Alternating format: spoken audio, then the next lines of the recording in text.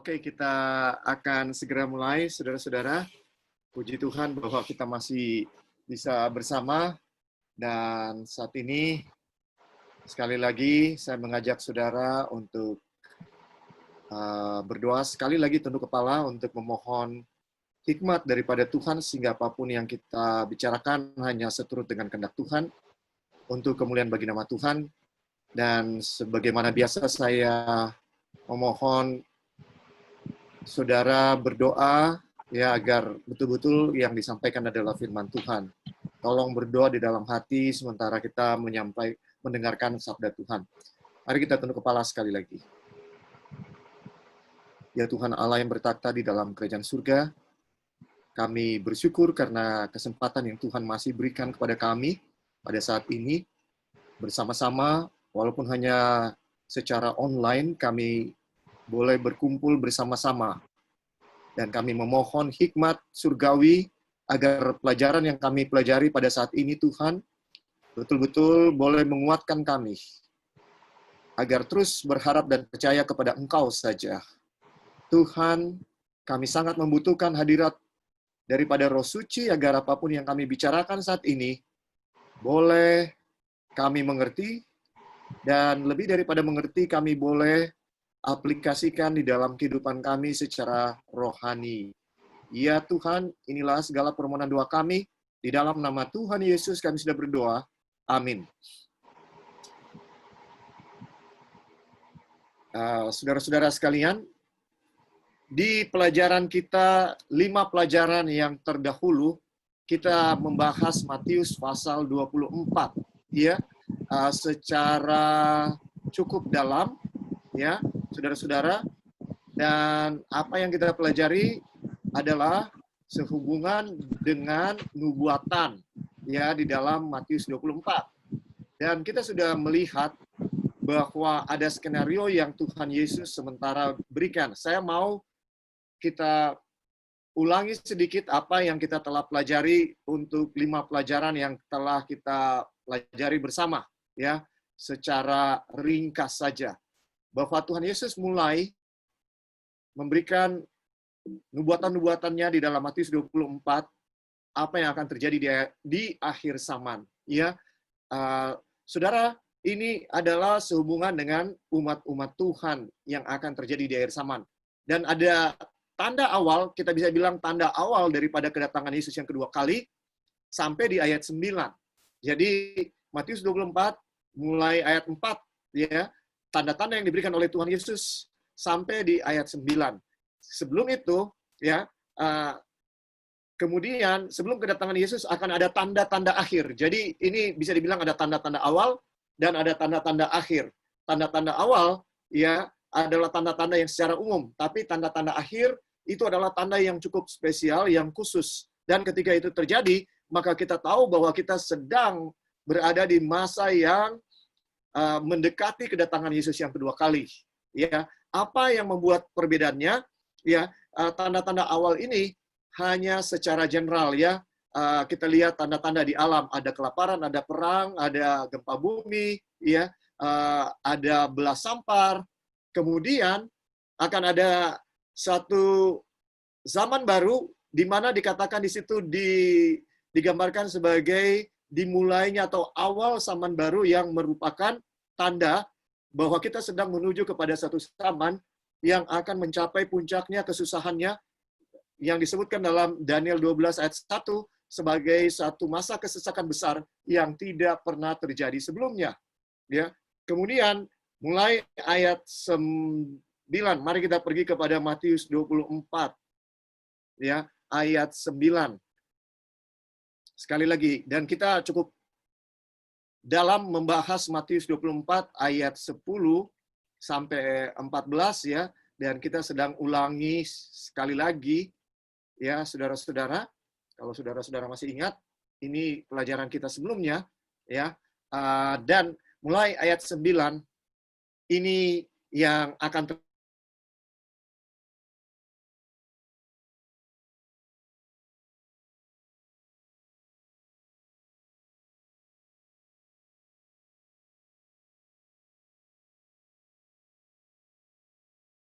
Pendeta, sorry. Unmute, pendeta. Sorry. Halo? Nggak kedengaran? Halo? Tes? Oke. Ya, oke. Mari kita lihat mulai ayat 9. Ini satu tanda yang sangat penting menjelang kedatangan Yesus yang kedua kali. Kita bisa sebut ini tanda-tanda akhir. Ya, pada waktu itu kamu akan diserahkan supaya disiksa dan kamu akan dibunuh dan akan dibenci semua bangsa oleh karena namaku. Dan semua bangsa ini yang kita sedang bahas berkali-kali. Bagaimana mungkin semua bangsa akan membenci orang Kristen, ya? Sekarang ini ada 2,5 miliar, ya, dalam pengertian bahwa mereka akan membenci dan mereka yang akan menganiaya orang Kristen yang jumlahnya 2,5 miliar. Seperti agak kurang masuk akal bahwa 2,5 miliar yang bisa dibilang agama mayoritas Kristen dan Katolik di atas dunia ini akan dibenci oleh semua orang. Sedangkan ini bisa dibilang adalah agama mayoritas. Bagaimana caranya? Seperti nggak masuk akal. Tapi kemudian ayat 10 mengatakan dan banyak orang akan murtad. Dengan demikian, kita lihat jalannya adalah bahwa orang Kristen ya yang 2,5 miliar ini katanya akan mengalami kemurtatan. Nah, di dalam pandangan daripada Matius 24 ayat 10, ini adalah masa depan. Tapi di zaman kita, ini seharusnya sudah terjadi, bahwa banyak orang akan murtad. Nah, argumen yang kita dapatkan adalah bahwa sekarang ini di dunia Kristen ada sekitar 40 ribuan ya denominasi Kristen. Ya, 40 ribuan. Nah, saudara bisa bayangkan, waktu rasul-rasul hidup, hanya ada satu agama Kristen. Hanya ada satu agama Kristen. Sekarang, sesudah hampir 2000 tahun berlangsung, saudara-saudara, apa yang terjadi? 40 ribu sekurang-kurangnya denominasi Kristen. Jadi, berarti apa yang dikatakan oleh Tuhan Yesus, nubuatan Tuhan Yesus ini digenapi. Nah, saya perlu jelaskan sesuatu di sini sehubungan dengan nubuatan. Karena banyak orang memahami nubuatan dengan secara negatif. Apa maksudnya saya bilang dengan secara negatif? Banyak orang bilang, karena sudah dinubuatkan, maka itu pasti terjadi, maka ya itu adalah kehendak Tuhan. Nah, ini hati-hati saudara, waktu kita bilang bahwa kalau nubuatan itu pasti terjadi. Saya setuju kalau sampai di situ, bahwa nubuatan tidak pernah tidak terjadi. Dengan demikian kita bisa katakan bahwa nubuatan pasti terjadi. Ya, saudara-saudara, nggak ada yang salah dengan itu. Tapi kalau dibilang bahwa itu pasti terjadi karena sudah dinubuatkan, ya, saudara, kita harus memahami satu hal. Contohnya, dinubuatkan bahwa akan ada yang mengkhianati Yesus. Ya, dikatakan seperti itu. Ada yang akan mengkhianati Yesus. Maka banyak orang berpikir bahwa Yudas sudah ditentukan untuk jadi penyesat. Sudah ditentukan atau kata lainnya ditakdirkan. Ditakdirkan untuk mengkhianati Yesus. Saudara, tidak seperti itu. Tidak seperti itu yang dimaksud dengan dinubuatkan. Tuhan itu maha tahu. Ya, betul, Tuhan itu maha tahu. Tapi bukan Tuhan yang bikin Yudas jadi Yudas. Bukan. Yudas memilih untuk jadi Yudas sendiri. Tapi Tuhan sudah tahu sebelum itu terjadi. Dan dia tulis di dalam nubuatan. Apa tujuannya ditulis? Supaya kalau itu terjadi kita percaya sama Tuhan. Itu satu-satunya tujuan Tuhan. Ya, Yohanes 13 ayat 19. Yesus mengatakan bahwa Ia yang akan mengangkat tumitnya kepadaku. Orang yang akan menyangkal aku, ya, dia akan mencelupkan roti. Dan Yesus bilang, aku sudah kasih tahu ini supaya kalau itu terjadi kamu percaya bahwa akulah dia, akulah Mesias. Jadi tujuan Tuhan memberikan nubuatan tidak ada yang lain selain demi kepentingan umat Tuhan. Satu, supaya kita percaya kepada nubuatan Tuhan. Kedua, supaya kita tahu apa yang harus kita perbuat. Ya, dengan pengetahuan itu kita tahu. Contohnya, Nuh diberikan karunia nubuatan oleh Tuhan, ya, karunia nubuatan, yaitu dia tahu bahwa akan ada air bah, dan Tuhan suruh dia bangun apa? Dia bangun bahtera. Seluruh dunia tertawa melihat apa yang dibuat oleh Nuh, dan dia berkhotbah 120 tahun. Ya, hanya dia, 3 anaknya dan 3 mantunya yang percaya dan mereka yang masuk ke dalam apa? Ke dalam bahtera dan mereka yang selamat. Yang lain binasa. Nah, saudara, itulah kegunaan daripada nubuatan. Mari kita baca di dalam Amos 3 ayat 7.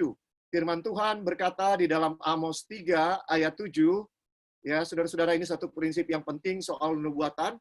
Sungguh, Tuhan Allah tidak berbuat sesuatu tanpa menyatakan keputusannya kepada hamba-hambanya para nabi. Firman ini bilang bahwa Tuhan tidak pernah akan berbuat sesuatu tanpa menyatakan keputusannya kepada hamba-hambanya para nabi.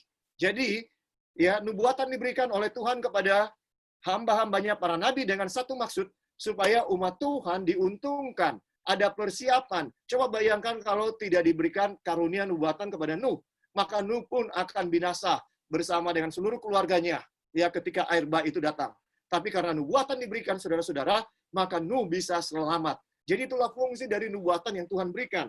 Dengan demikian Tuhan Yesus juga mau meyakinkan saya dan saudara bahwa apa yang Dia katakan demi keuntungan kita, agar kita mempersiapkan diri di akhir zaman, supaya kita jangan disesatkan, saudara. Itu tujuan Tuhan, karena Tuhan tahu yang akan terjadi di akhir zaman adalah penyesatan yang dilakukan oleh setan. Dan ini buktinya bahwa umat Kristen sudah mengalami kemurtatan yang begitu banyak, ya, saudara-saudara. Dan kita sudah pelajari bahwa kemurtatan itu tidak berarti orang yang murtad dari Kristen itu sudah keluar dari Kristen. Tidak.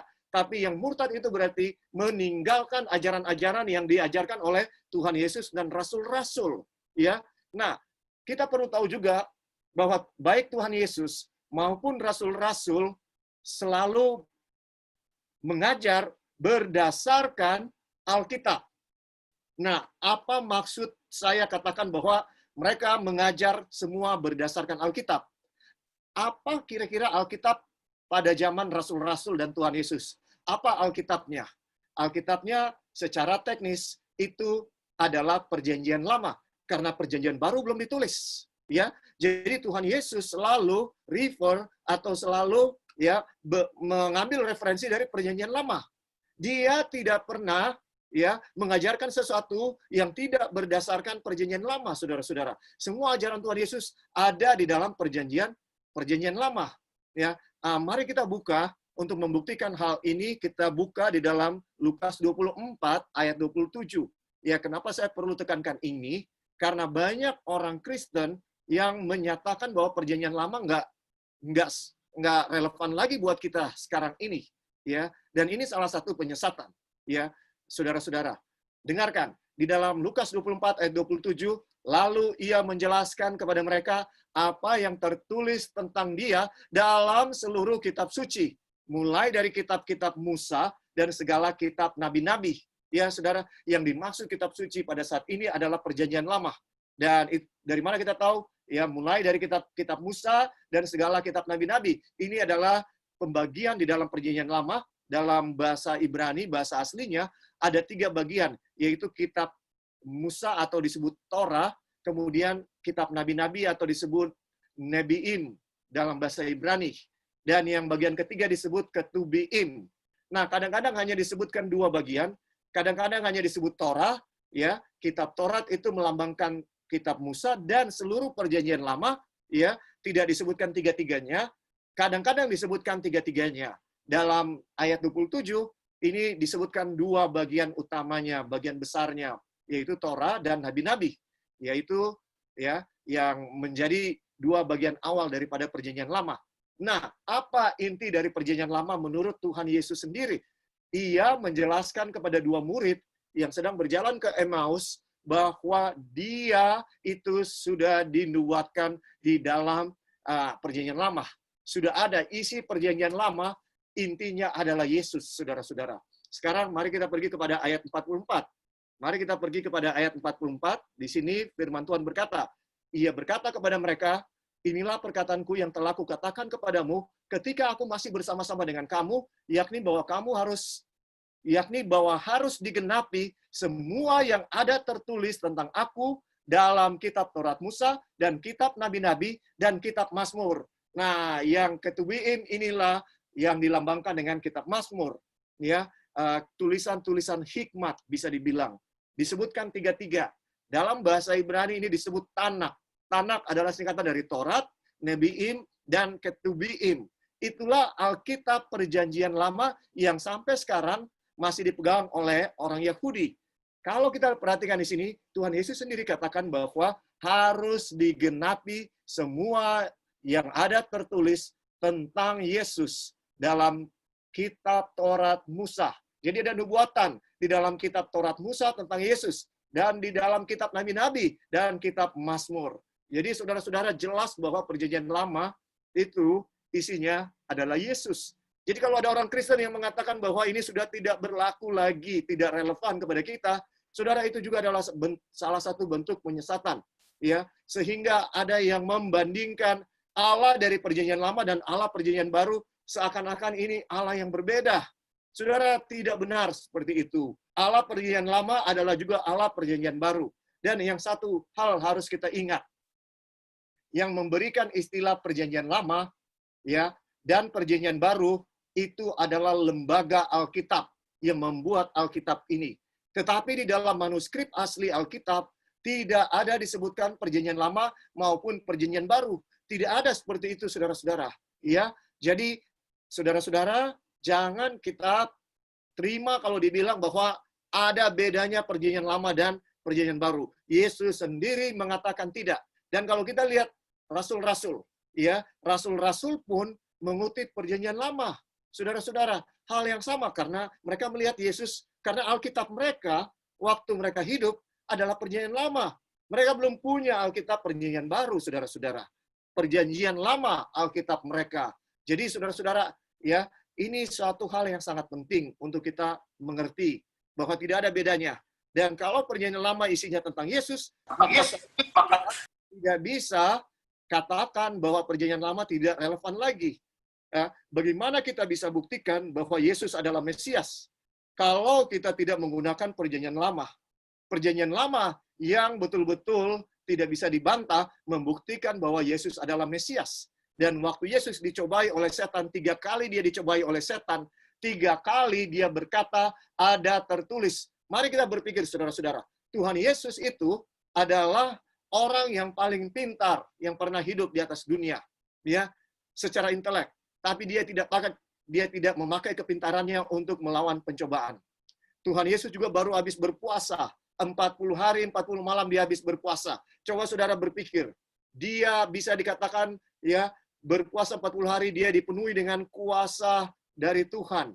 Tetapi sekali lagi dia tidak pakai kebenarannya, kesuciannya, kesalehannya untuk melawan pencobaan daripada setan. Satu-satunya yang dia gunakan, 3 kali dia dicobai, 3 kali dia berkata, ada tertulis, ada tertulis, ada tertulis. Artinya apa, saudara? Artinya Yesus mengandalkan firman Tuhan, ya, ada tertulis, yaitu perjanjian lama untuk menghadapi pencobaan. Dan Yesus sangat menguasai Alkitab perjanjian lama, saudara. Dia bisa langsung kutip ayat itu ketika setan bilang, ya, bahwa jikalau engkau anak Allah, perintahkanlah supaya batu itu dirubah menjadi roti. Ya, tapi Yesus langsung menjawab, ada tertulis. Menurut saudara, Yesus harus bilang, tunggu setan ya, saya mau buka Alkitab dulu. Tidak, saudara, tapi keluar langsung dari pikiran Yesus ayat. Berarti dia sangat menguasai Alkitab. Dia tahu di mana bagaimana untuk menjawab pencobaan daripada setan ini. Nah, saudara, inilah yang kita telah pelajari, bahwa ada kemurtatan, ya, begitu banyak kemurtatan. Ya, saya memberikan contoh dari ajaran Alkitab, kemurtatan yang ada. Gereja Kristen, ya, dan Katolik mengajarkan bahwa ada neraka sekarang ini. Padahal kalau kita pelajari di dalam Alkitab bahwa neraka ya belum ada sekarang ini. Dan coba bayangkan di dalam gereja Kristen dan Katolik ya, kita mendengar sering dikatakan bahwa neraka itu selama-lamanya. Nah, saudara, coba kita berpikir, apakah ini ajaran Alkitab? Bahwa Tuhan yang kita sembah, yang kita kenal sebagai Tuhan yang Maha Pengasih dan Penyayang, ya, digambarkan ya oleh kedua ya denominasi Kristen ya, Katolik dan Kristen Protestan, ya, kedua denominasi yang besar ini mengajarkan bahwa neraka ada untuk seterusnya atau kekal atau selama-lamanya. Bayangkan kita yang mengatakan bahwa Allah yang Maha Kuasa, Maha Pengasih dan Maha Penyayang, yang panjang sabar, ya, yang kasih setianya baru kepada kita setiap pagi, setiap setiap hari, yang rela mati di kayu salib buat saya dan saudara. Nah, Allah itu membakar orang dari zaman dulu dan sampai sekarang, sudah ribuan tahun usia bumi ini, hampir 6.000 tahun, sudah 6.000 tahun orang itu dibakar, dan selama dia dibakar, sampai terus seterusnya dia akan dibakar. Menurut saudara, apakah ini ajaran Alkitab? Apakah ini gambaran Allah yang kita katakan penuh kasih dan penuh sayang? Ya, saya mau buktikan bahwa orang tidak langsung ke neraka kalau dia jahat atau dia baik, dia langsung ke surga. Saya ingin buktikan. Mari kita buka, ya, saudara-saudara, bahwa ini bukan ajaran Alkitab. Di dalam ya 1 Tesalonika 4, mari kita buka 1 Tesalonika 4, saudara-saudara. Ini contoh kecil bahwa apa yang Yesus nubuatkan terjadi. Ya, 1 Tesalonika 4 mulai ayat 13. Selanjutnya kami tidak mau saudara-saudara bahwa kamu tidak mengetahui tentang mereka yang meninggal, supaya kamu jangan berduka cita seperti orang-orang lain yang tidak mempunyai pengharapan. Karena jikalau kita percaya bahwa Yesus telah mati dan telah bangkit, maka kita percaya juga bahwa mereka yang telah meninggal dalam Yesus akan dikumpulkan Allah bersama-sama dengan Dia. Ini kami katakan kepadamu dengan firman Tuhan. Kita yang hidup, yang masih tinggal sampai kedatangan Tuhan, sekali-kali tidak akan mendahului mereka yang telah meninggal. Sebab pada waktu tanda diberi, yaitu pada waktu penghulu malaikat berseru, dan sangkakala Allah berbunyi, maka Tuhan sendiri akan turun dari surga, dan mereka yang mati dalam Kristus akan lebih dahulu bangkit. Sesudah itu kita yang hidup, yang masih tinggal, akan diangkat bersama-sama dengan mereka dalam awan menyongsong Tuhan di angkasa. Demikianlah kita akan selama-lamanya bersama-sama dengan Tuhan. Saudara dengarkan, berdasarkan ayat-ayat ini, ya, Rasul Paulus mengatakan, ya, kami tidak mau kamu tidak mengetahui tentang orang yang meninggal, supaya kamu jangan berduka cita seperti orang-orang lain yang tidak punya pengharapan. Ya, kemudian Rasul Paulus katakan, karena jikalau kita percaya bahwa Yesus telah mati dan telah bangkit, maka kita percaya juga, ya, kita percaya juga bahwa mereka yang telah meninggal dalam Yesus akan dikumpulkan Allah bersama-sama dengan Dia. Jadi saudara dengarkan, ya, orang yang mati dalam Yesus belum ada di surga, tapi akan dikumpulkan oleh Allah bersama-sama dengan Dia waktu Yesus datang kedua kali.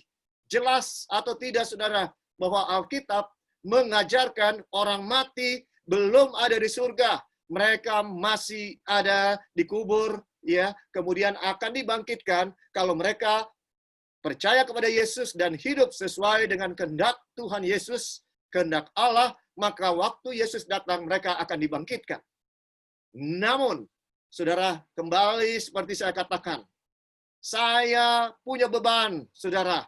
Setiap kali saya menghadiri acara orang mati, dikatakan oleh pengacara, saudara-saudara, kita tidak perlu bersedih. Betul, kalau ada orang mati kita tidak boleh bersedih. Kita tidak boleh bersedih karena saudara kita sudah 4 hari di surga. Waduh, saudara, ini bertentangan dengan apa yang diajarkan oleh Alkitab. Alkitab tidak mengajarkan seperti itu. Dan saudara lihat, mayoritas orang Kristen dan Protestan percaya seperti itu. Apakah setan berhasil menyesatkan? Apakah setan berhasil taruh lalang, ya, di antara gandum? Iya, dia berhasil. Sedih rasanya, tapi itu faktanya, saudara. Ya, kemudian, ya, saudara-saudara, bukti bahwa orang belum ada di surga. Waktu Yesus mau ditangkap, mau dibunuh, menjelang dia ditangkap dan dibunuh, ya. Kita baca cerita di dalam Yohanes pasal 11. Cerita ini kita ketahui bersama, cerita tentang Lazarus, sahabat dekat dari Tuhan Yesus. Diberikan kabar kepada Tuhan Yesus bahwa Lazarus, orang yang engkau kasihi itu, sedang sakit. Tapi aneh, di luar kebiasaan Tuhan Yesus tidak segera datang. Ya, sesudah ada berita bahwa dia mati, baru Tuhan Yesus mau pergi. Tapi dia juga nggak langsung pergi. Sesudah beberapa saat, baru dia pergi. Akhirnya dia sampai di Betani, sudah 4 hari Lazarus mati. Saudara tahu kenapa Tuhan Yesus menunggu? Kenapa Tuhan Yesus menunggu? Nggak ada alasan yang lain. Ya, karena dia mau memberikan usaha terakhirnya untuk meyakinkan umat-umat Tuhan, orang Israel, bahwa dia adalah Mesias. Ya, sebelumnya Tuhan Yesus pernah membangkitkan 2 orang, anak dari Yairus kepala penjara dan seorang anak di luar kota Nain. Ketika Yesus mau masuk ke kota Nain, ada iring-iringan kematian yang bertemu dengan Tuhan Yesus, dan anak itu dibangkitkan oleh Tuhan Yesus. Nah, semua orang yang tidak percaya kepada Tuhan Yesus mengatakan bahwa ini bisa saja masih pingsan, terus sudah dibilang mati, padahal sebenarnya anaknya tidak mati. Jadi mereka tetap dapat alasan untuk tidak percaya kepada Tuhan Yesus. Dan Tuhan Yesus mau memberikan tanda yang terakhir, yaitu dia membangkitkan Lazarus. Itu sebabnya dia sengaja untuk tidak langsung datang kepada Lazarus waktu Lazarus sakit. Dan sesudah Lazarus mati 4 hari dikubur. Ya, karena 2 kematian yang tadi itu tidak lewat malam, pada hari yang sama. Jadi banyak orang bilang, itu cuma pingsan atau mati suri, udah dibilang mati, padahal belum mati. Jadi sekarang 4 hari, saudara, tidak bisa dibantah bahwa orang itu sudah mati 4 hari. Sehingga tidak akan bisa dibantah lagi. Dan kita tahu ceritanya, Tuhan Yesus bangkitkan Lazarus yang dikubur sudah 4 hari dan Lazarus keluar.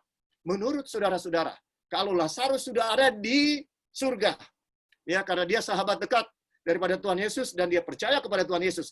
Kalau Lazarus itu sudah di surga, ya, saudara-saudara dengarkan, apakah Lazarus akan senang ketika dia dibangkitkan? Kalau saya Lazarus, saya akan mengeluh kepada Tuhan Yesus. Lah, Tuhan Yesus, saya udah enak-enak di surga, kenapa Tuhan Yesus bangkitkan saya dan turunkan lagi ke atas dunia? Nggak masuk akal kan, saudara? Ya, nggak masuk akal. Kalau orang sudah ada di surga, buat apa ada kebangkitan lagi? Sedangkan di Alkitab berulang-ulang dibicarakan mengenai janji kebangkitan daripada orang percaya di akhir zaman. Seperti saya memberikan contoh tadi di dalam 1 Tesalonika 4. Nah, saudara-saudara, saya perlu katakan ini, ya, untuk menyatakan bahwa sudah banyak penyesatan yang ada di dalam gereja. Hanya mungkin kita nggak sadari bahwa ini suatu penyesatan. Kalau penyesatan ini disadari, itu namanya bukan penyesatan lagi, saudara. Ya, itu sebabnya penyesatan ini terjadi dan tidak disadari. Ya, saudara-saudara, walaupun jelas di dalam Alkitab bertentangan dengan apa yang diajarkan oleh Alkitab. Ya, saya mau kasih contoh yang lain lagi, saudara-saudara. Di dalam Efesus 4 ayat 5. Ya, di dalam Efesus 4 ayat 5 firman Tuhan berkata, 1 Tuhan, 1 iman, 1 baptisan. Jadi hanya ada 1 baptisan menurut Alkitab. Tidak ada 2 baptisan, tidak ada 3 baptisan, tidak ada 4 baptisan, dan seterusnya. Tetapi kita tahu bersama saudara-saudara bahwa di dalam gereja Kristen sekarang ini, ya, baik di Protestan maupun di Katolik, ya, begitu banyak macam baptisan. Ya, saudara-saudara, begitu banyak macam. Ada yang dikibaskan bendera, sudah baptis. Ada yang dipercik, katanya itu sudah baptis. Ada yang macam-macam dan macam-macam. Ya, saudara bisa lihat semua. Nah, saya mau bilang, saudara, baptisan tidak bisa diterjemahkan ke bahasa lain. Itu dari bahasa Greka, baptiso. Ke dalam bahasa apapun, tetap semua bunyinya baptis. Baptis. Apa maksudnya? Itu artinya tidak ada padanan katanya dalam bahasa yang lain. Tidak ada padanan katanya. Kegiatan baptisan itu kegiatan yang berasal dari Alkitab. Ya, dan tidak ada padanan bahasanya di bahasa yang lain. Makanya tetap harus diterjemahkan baptis. Ya, bunyinya tinggal beda-beda sedikit. Ya, bahasa Inggris baptize, ya, bahasa Indonesia baptis, tapi bunyinya sama sebenarnya. Konsonannya sama. Ya, saudara-saudara, artinya ini suatu kegiatan yang tidak bisa, ya, ditemukan padanannya dalam budaya manapun. Karena itu adalah hanya ditemukan di dalam Alkitab. Tetapi lihat sekarang, begitu banyak, ya, saudara-saudara, macam baptisan di dalam gereja Kristen dan Katolik. Apa arti baptisan? Baptisan artinya adalah diselamkan. Jadi banyak orang yang bilang, saya kan sudah dibaptis. padahal dia belum pernah diselamkan, saudara-saudara. Ya, itu tidak bisa dibilang baptisan. Nah, mari kita pergi kepada apa yang dilakukan oleh Tuhan Yesus ya soal baptisan. Di dalam Matius pasal 4 ya. Pasal 3 saudara-saudara. Di dalam Matius pasal 3 mulai ayat 13. Ya, ini cerita bagaimana Yesus dibaptis. Matius 3 ayat 13, maka datanglah Yesus dari Galilea ke Yordan kepada Yohanes untuk dibaptis olehnya. Tetapi Yohanes mencegah dia, katanya, "Akulah yang perlu dibaptis olehmu dan engkau yang datang kepadaku?" Lalu Yesus menjawab, katanya kepadanya, "Biarlah hal itu terjadi, karena demikianlah sepatutnya kita menggenapkan seluruh kehendak Allah." Dan Yohanes pun menurutinya. Sesudah dibaptis, Yesus segera keluar dari air, dan pada waktu itu juga langit terbuka, dan ia melihat Roh Allah seperti burung merpati turun ke atasnya. Lalu terdengarlah suara dari sorga yang mengatakan, "Inilah anakku yang kukasihi, kepadanya lah aku berkenan." Saudara dengarkan, ya, Yesus datang jauh-jauh dari Galilea ke Yordan, jalan kaki. Saudara tahu berapa kilo jalan kakinya? 60 kilo, sekitar 60 kilo. Butuh pengorbanan? Iya, dia jalan kaki sekitar 60 kilo di dalam iklim panas yang ada di padang pasir, ya, Palestina. Saudara bayangkan, ya, 60 kilo Yesus jalan kaki hanya untuk dibaptis. Secara teori, Yesus tidak ada dosa, maka dia tidak perlu dibaptis seharusnya. Tetapi Yohanes mencegah dia. Itu sebabnya Yohanes mencegah dia. "Akulah yang perlu dibaptis olehmu dan engkau yang datang kepadaku?" Lalu Yesus menjawab, apa katanya? "Biarlah hal itu terjadi, karena demikianlah sepatutnya kita menggenapkan seluruh kehendak Allah." Dan Yohanes pun menurutinya. Ayat 16. Sesudah dibaptis, Yesus segera keluar dari air. Saudara dengarkan. Inilah arti baptisan. Yesus keluar dari apa?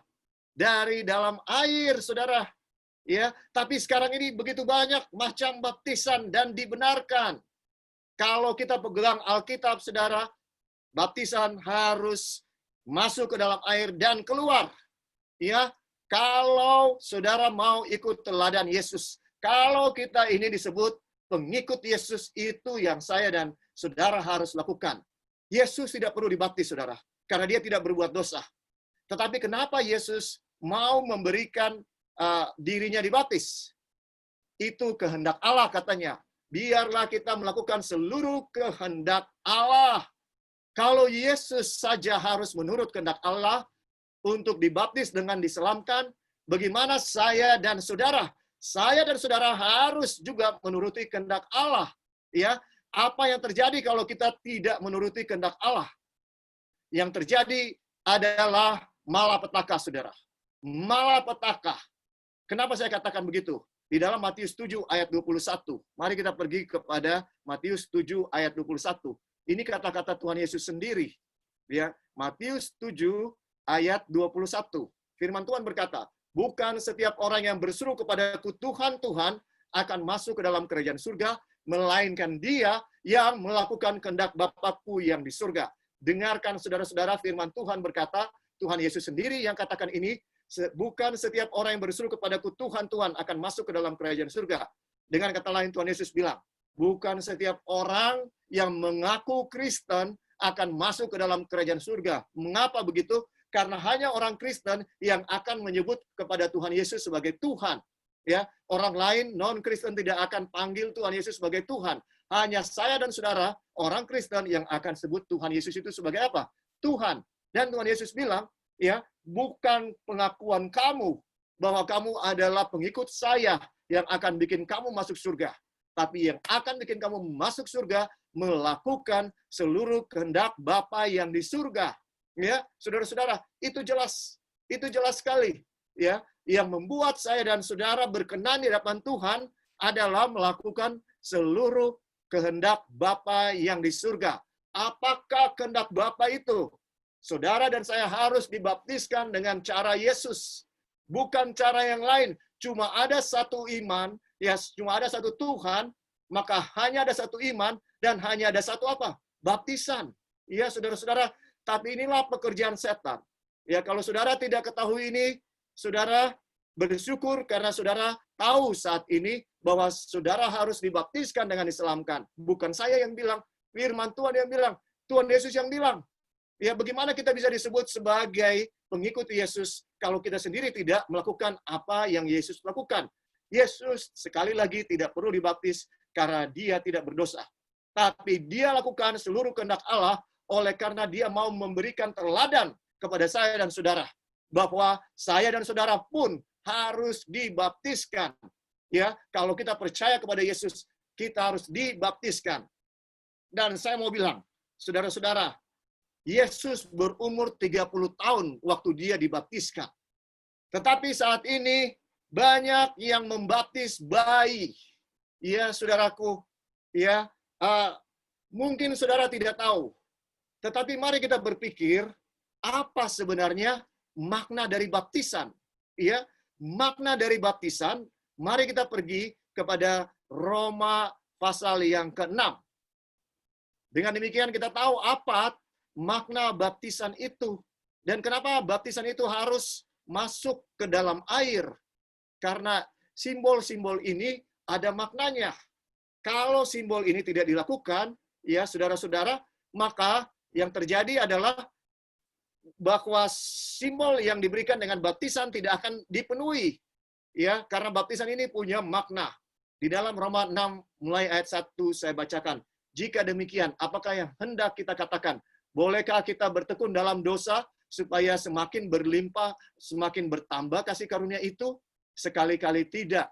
Bukankah kita telah mati bagi dosa? Bagaimanakah kita masih dapat hidup di dalamnya? Atau tidak tahukah kamu bahwa kita semua yang telah dibaptis dalam Kristus, telah dibaptis dalam kematiannya? Jadi apa simbol daripada baptisan?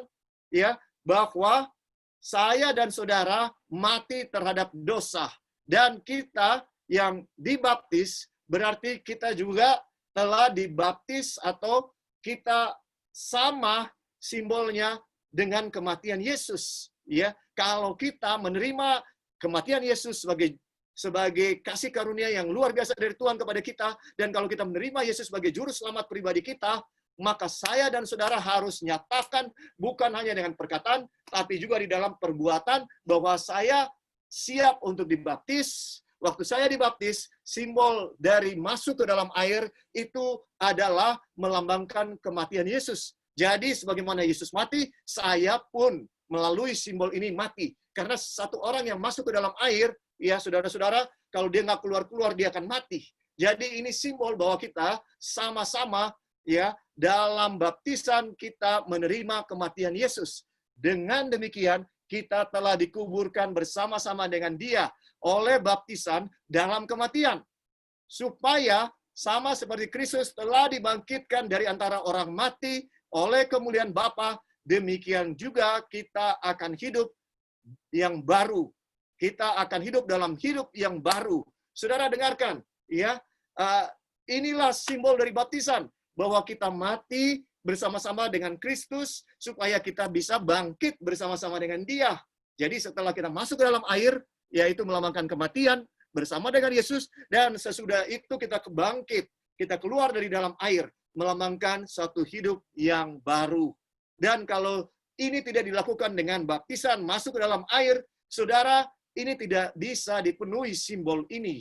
Ya, sebab jika kita telah menjadi satu dengan apa yang sama dengan kematiannya, kita juga akan menjadi satu dengan apa yang sama dengan kebangkitannya. Itu jelas sekali ya saudara-saudara, bahwa simbol dari baptisan adalah simbol kematian Yesus dan hidup baru di dalam Yesus. Saya harap ini jelas dan kita mengerti bahwa kita harus mengikuti teladan yang diberikan oleh Tuhan Yesus bagi saya dan saudara. Ya, kalau Yesus katakan, biarlah kita melakukan seluruh kehendak Allah. Bagaimana dengan saya dan saudara? Ya, Kain dan Habel masing-masing mau berbakti kepada Tuhan. masing-masing mau berbakti kepada Tuhan. Kita tahu ceritanya. Ya, dan di pelajaran sebelumnya kita sudah bahas ini.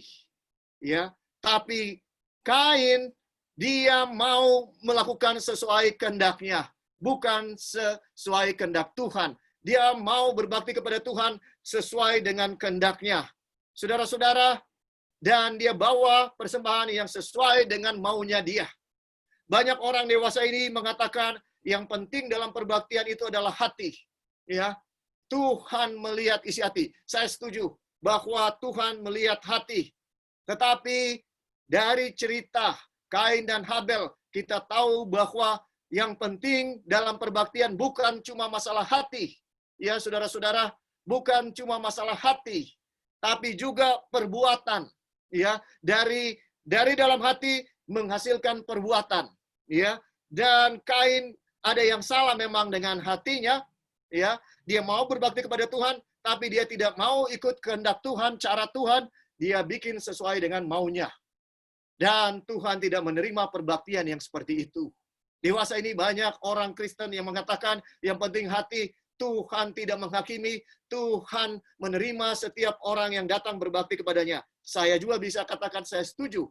Tetapi firman Tuhan dengan jelas mengatakan ya bahwa Tuhan tidak menerima persembahan Kain, Tuhan menerima persembahan dari Habel, karena persembahan dari Habel sesuai kehendak Tuhan, sedangkan persembahan dari Kain sesuai kehendak manusia atau kehendak Habel. Ya, jelas itu ada perbedaan. Dan saudara-saudara, kalau kita mau diterima oleh Tuhan perbaktian kita, maka kita harus ikut caranya Tuhan. Ya, ikut caranya Tuhan, ikut kehendak Tuhan. Agar kita tidak mengalami yang dialami oleh banyak orang yang dinubuatkan di dalam Matius 7. Yang tadi kita baca ayat 21. Mari kita kembali dan kita akhiri di sini. Matius 7 ayat 21. Ya, kita kembali kepada Matius 7 ayat 21. Firman Tuhan berkata, "Bukan setiap orang yang berseru kepadaku Tuhan, Tuhan akan masuk ke dalam kerajaan surga, melainkan dia yang melakukan kehendak Bapakku yang di surga." Ya, jadi saya dan saudara menyebut diri kita pengikut Yesus, orang Kristen, percaya kepada Tuhan Yesus. Tetapi kalau kita tidak melakukan kehendak Bapa yang di surga, maka kita tidak akan mendapatkan keselamatan. Bisakah orang Kristen sudah jadi Kristen, menerima Yesus sebagai juru selamat pribadi, tapi tidak melakukan kehendak Bapa yang di surga? Bisa, menurut Tuhan Yesus, bukan menurut saya. Bisa. Dan di dalam ayat 22, orang Kristen ini bukan orang Kristen yang biasa-biasa. Tetapi dikatakan, pada hari terakhir, banyak orang akan berseru kepadaku, Tuhan, Tuhan, bukankah kami bernubuat demi namamu, dan mengusir setan demi namamu, dan mengadakan banyak mujizat demi namamu juga. Saudara bayangkan, di akhir zaman Tuhan Yesus mengatakan, banyak orang akan mengadakan mujizat, bernubuat dalam nama siapa? Dalam nama Tuhan Yesus. Ya, mengusir setan dalam nama Yesus. Ya, luar biasa. Ya, kalau ada orang bisa berdoa dan setan keluar, itu bagi saya luar biasa, saudara-saudara. Ya, dia punya kuasa yang luar biasa berarti. Tapi ternyata menurut Tuhan Yesus itu belum bisa jadi ukuran bahwa dia adalah seorang Kristen yang sejati. Dia bisa melakukan pelayanan yang luar biasa, bahkan dia bisa mengadakan mujizat. Ya, mungkin penyakitnya sudah tidak bisa disembuhkan di rumah sakit, tidak ada yang bisa sembuhkan, tapi ketika didoakan dalam nama Yesus, seseorang itu bisa sembuh. Bisa seperti itu, saudara.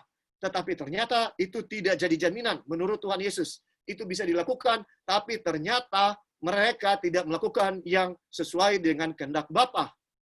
Pada waktu itulah aku akan berterus terang kepada mereka dan berkata, aku tidak pernah mengenal kamu. Enyala daripadaku, kamu sekalian pembuat kejahatan. Saudaraku, ini suatu perkataan yang keras dari Tuhan kita, Tuhan Yesus. Bukan karena dia benci kepada kita, tapi justru karena dia sayang kepada kita.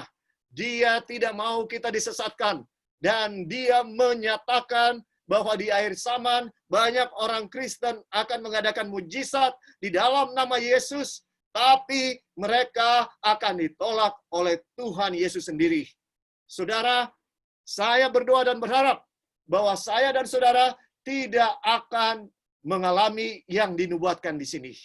Tapi Tuhan Yesus tahu itu yang sedang terjadi di akhir zaman. Kita lihat, saudara-saudara, begitu banyak ya KKR penyembuhan. Saya tidak sebutkan bahwa itu sesat. Saya tidak sebutkan begitu.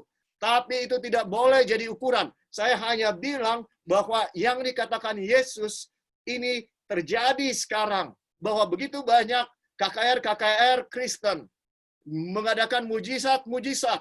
Dan begitu banyak orang yang jadi Kristen oleh karena mujizat-mujizat ini. Tetapi ternyata Tuhan Yesus bilang yang lebih penting dari segala mujizat-mujizat ini ya adalah apakah saya dan saudara hidup sesuai kehendak Bapa atau tidak.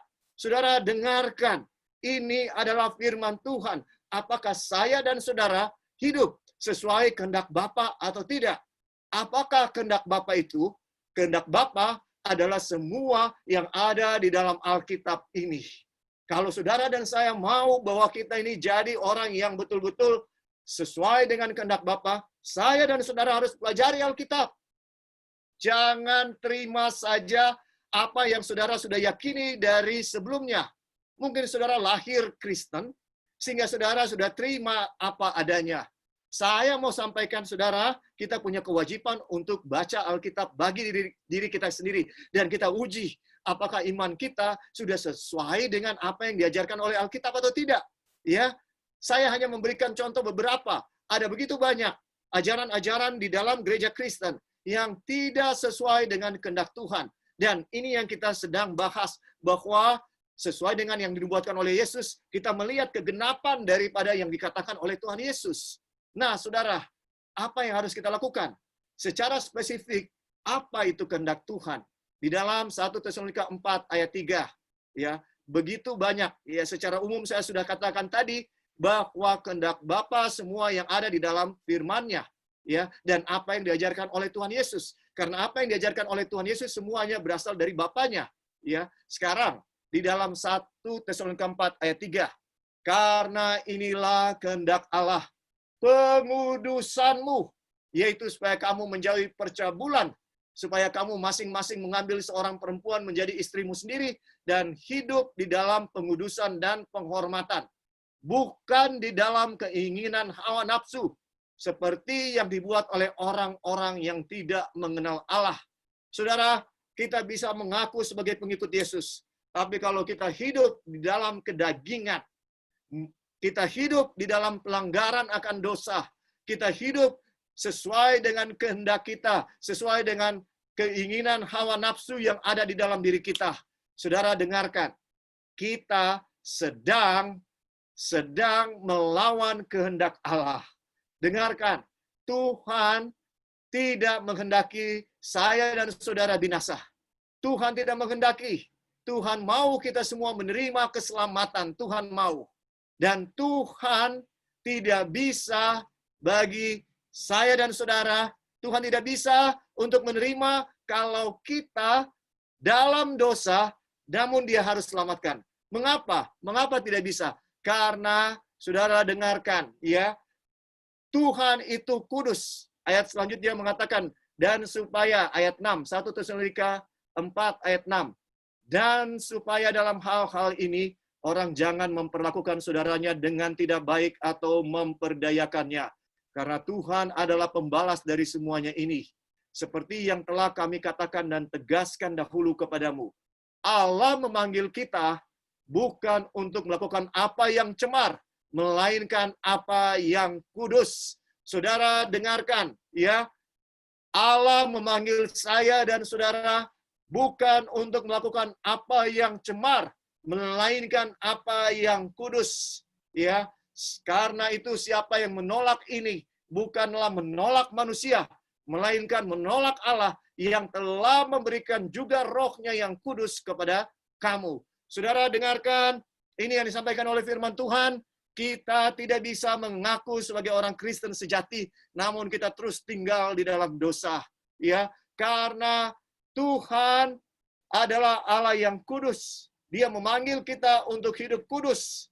Pertanyaannya, apakah kita mampu melakukannya dengan kekuatan kita sendiri? Jawabannya jelas, tidak akan mampu. Tidak mungkin dengan kekuatan kita sendiri kita bisa mengalahkan dosa. Tidak mungkin dengan kekuatan kita sendiri kita hidup suci dan tidak berbuat dosa. Tidak mungkin. Hanya kalau Yesus ada dalam diri saya dan saudara. Hanya kalau kasih karunia ada dalam diri saya dan saudara, maka kita bisa hidup suci. Itu sebabnya kita perlu dibaptis setiap hari, saudara. Dalam baptisan Roh Kudus, kita harus dibaptis setiap hari karena kita jatuh dan berdosa setiap hari. Namun kita jangan pernah menyerah. Jangan, karena firman Tuhan mengatakan, saya mau tinggalkan saudara dengan firman Tuhan yang sangat menguatkan bagi saya berkali-kali dalam perjalanan kerohanian saya. Di dalam Amsal, saudaraku, firman Tuhan mengatakan, Amsal 24, saudara, ini ayat emas. Saudara dan saya jangan lupa, ya, jangan pernah lupa.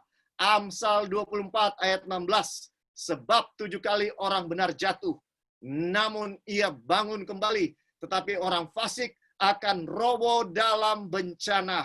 Saudara, jangan pernah kecewa kalau kita berjanji setia kepada Tuhan, kemudian kita jatuh lagi. Saudara, jangan, tetap maju.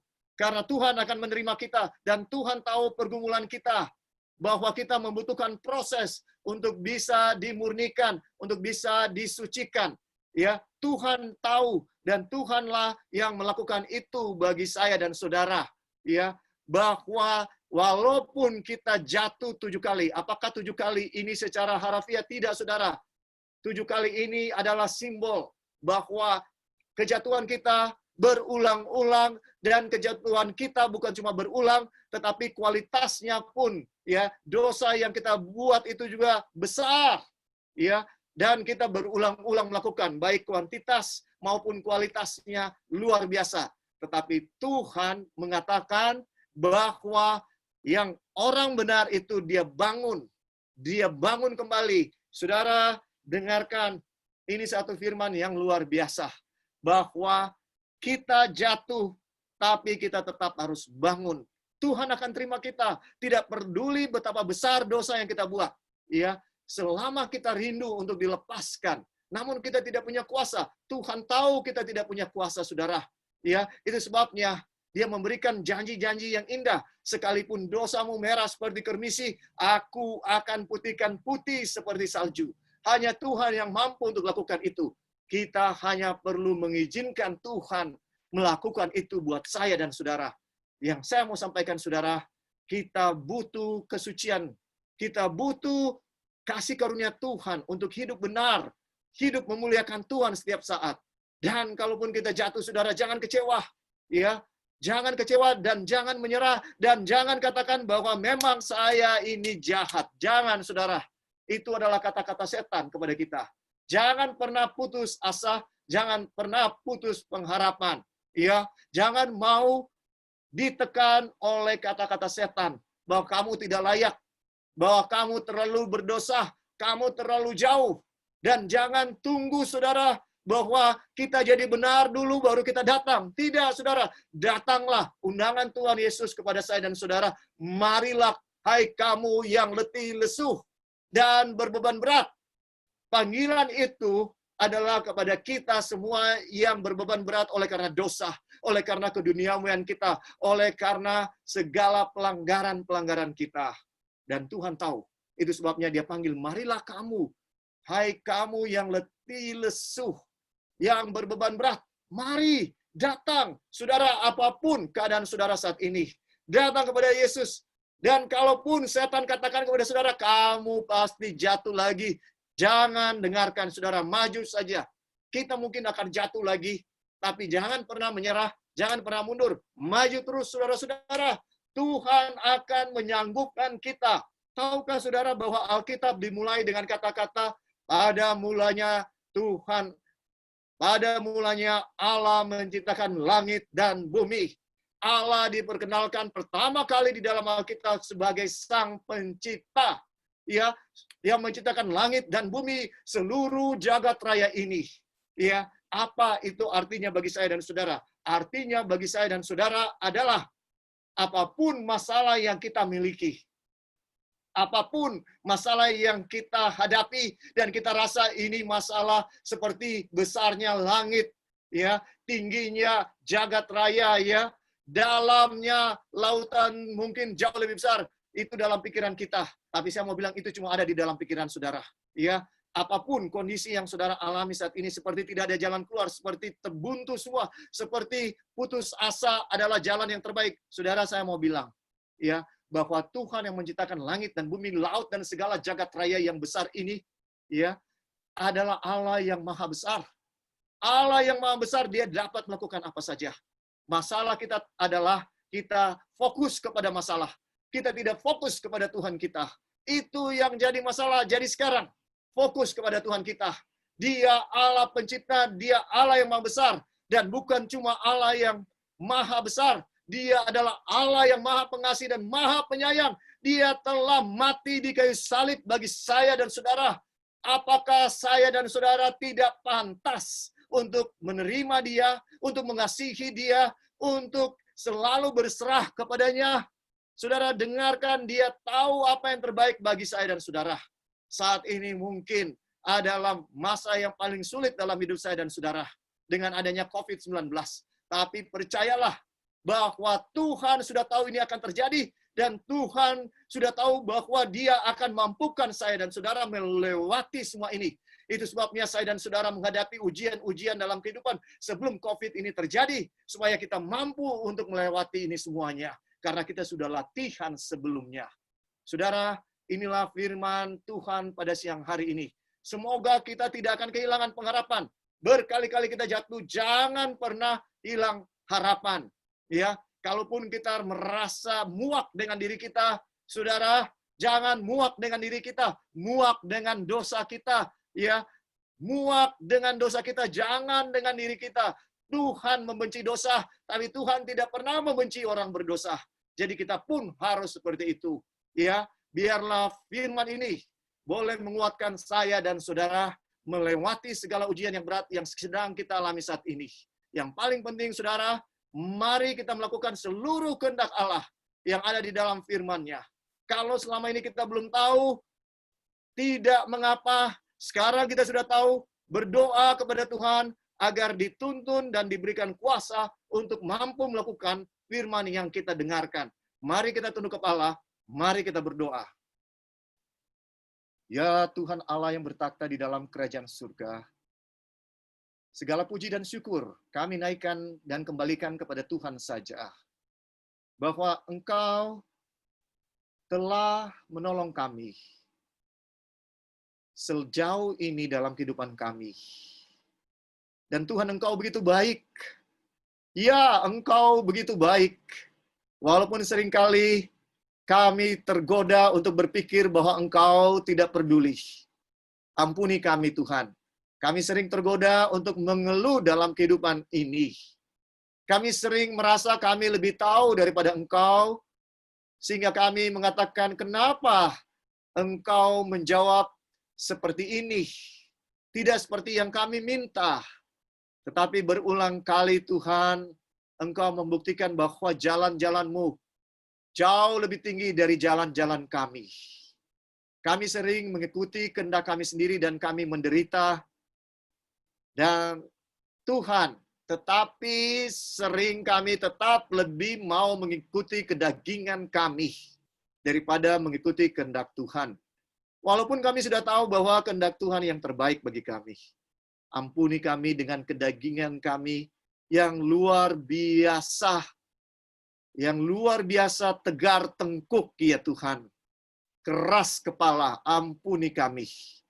Hamba mau berdoa untuk semua kami yang mendengarkan secara langsung maupun yang mendengarkan lewat rekaman. Agar dalam pergumulan kami dengan diri kami, Tuhan kasihani kami. Berikan kekuatan, berikan Roh Kudus, berikan kemenangan iman. Inilah segala permohonan doa kami saat ini. Juga kami berdoa untuk orang-orang yang menderita karena COVID-19, baik terpapar dengan virus ini maupun terkena dampak ekonomi. Kuatkan kami semua untuk terus berserah dan bergantung kepada Tuhan. Gerakan kami yang mampu menolong untuk menolong yang kesusahan Tuhan.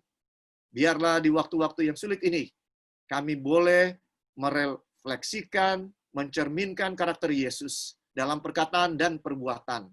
Di dalam nama Tuhan Yesus kami sudah berdoa. Amin. Puji Tuhan untuk pembahasan firman Tuhan pada siang hari ini. Terima kasih Pendeta Roy Pitoy yang sudah membawakan materi. Jadi, teman-teman bisa lihat di screen share yang kita bagikan, ada beberapa pengumuman di sana.